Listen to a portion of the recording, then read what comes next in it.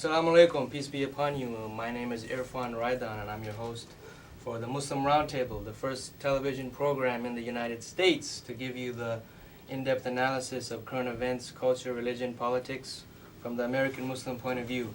Today the topic is manipulation of public opinion. And let me introduce our guest panel for you today.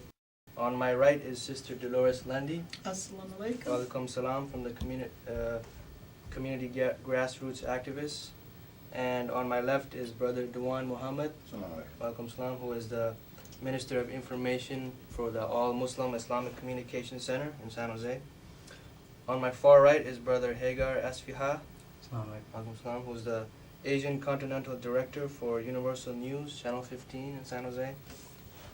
And on my far left is Brother Zaki Hassan, who is a filmmaker and also the Vice President of Mr. Boy Productions. Thank you for joining us today. Thank you. So today we're going to ask, is there such a thing as manipulation of public opinion? Sister Delores. Thank you, Brother Irfan. Yes, I really believe that there is. And all we have to do is look no further than why we are in Iraq, or even Afghanistan for that matter. We have been convinced by those who were in certain positions of the government that we were being threatened, and also that these different countries were very hostile to our well-being, and therefore we end up witnessing tonnages of bombs being dropped on human beings that we really know very little about. So I think based upon the information that the media gave to the masses, we did believe that we needed to go into war. Who's we? You're saying we. I mean, Well, I didn't believe that. You know, there is a distinction. That Of needs course, to be I'm drawn. speaking of the masses, or we wouldn't be there. We're not there because of me either. But I think that we're there because the masses have been convinced. That's what I mean by we. Yeah, I think that the manipulation goes back even before the Iraq or the Afghanistan situation. We're looking at, if we just look at the elections that took place, which the people allowed to happen, probably if the situation that happened in Florida had happened in California, California would have been disqualified. Oh, yes. So we're dealing with some people who had planned this out very well a long time ago, and it's now just coming into fruition from what we see. And we've been manipulated to accept it. Yeah, that's the sad truth. There is that we really don't question, and I'm using the word "we" too. So I guess I'm just as guilty of that as anyone else. But we sort of take these things at face value, and you know, I saw some kind of a news report that America's most trusted news anchor is Peter Jennings. And, you know, what is that? He's a guy who reads what somebody wrote for him to say. I think it's really emblematic of a sad state of affairs where, well, Peter Jennings said it. It must be true. You know, that's. How many Peter Jennings do we have representing the people? Not too many.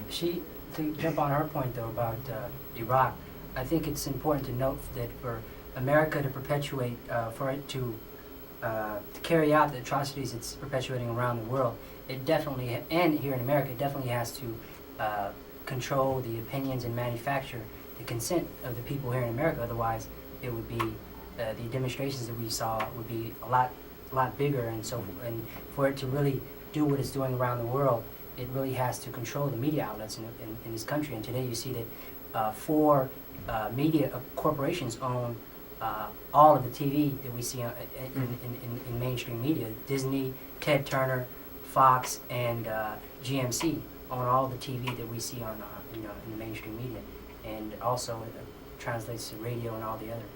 So recently the FCC passed that law which allowed for media companies to own more media outlets. That's how it happened, correct? Definitely. Now companies can not only own TV stations, they can also go over and own a radio station, a newspaper, so they can pretty much control the whole gamut of information flow that we have in America.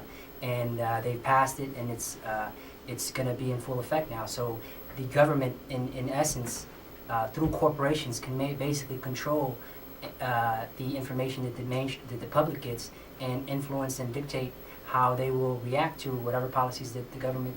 You know, I have to ask though, who's to blame for this? You know, we can blame the corporations, we can blame the government, we can blame the media, but the truth of it is, this is what they do. This is what corporations do. This is what governmental bodies do. Right. They try to control people. In my opinion, there needs to be an oversight by the public, and somebody was asleep at the switch. You know, the truth is that we are all to blame because this convergence of events has been allowed to happen, where, you know, this situation where you've got millions and millions of people protesting, you know, these atrocities, and they've been so utterly marginalized, and they've been tarred and feathered, and it's just taken at face value.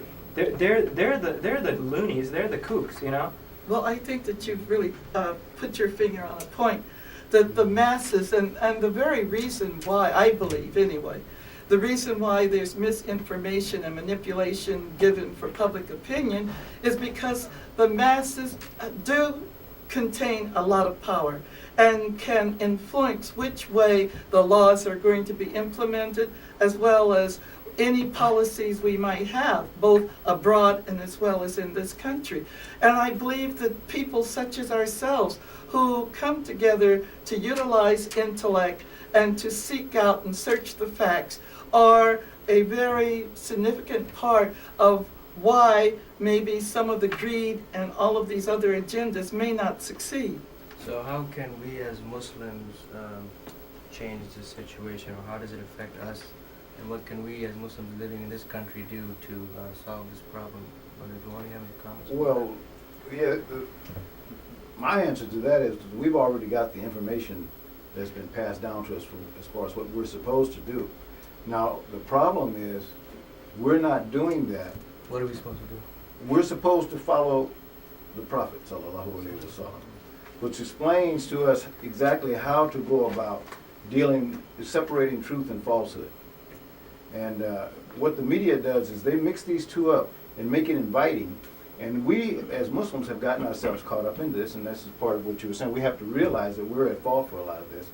Of course, it starts with education, as far as people being aware of it, and even when I was going to school, certain things that were being taught, if you raised questions or questioned those things, they would tell you right there, no, we can't deal with that because that doesn't go along with the program that we have already planned for you to learn. Mm-hmm. Okay, so right away, you're being manipulated there, so the information that you receive is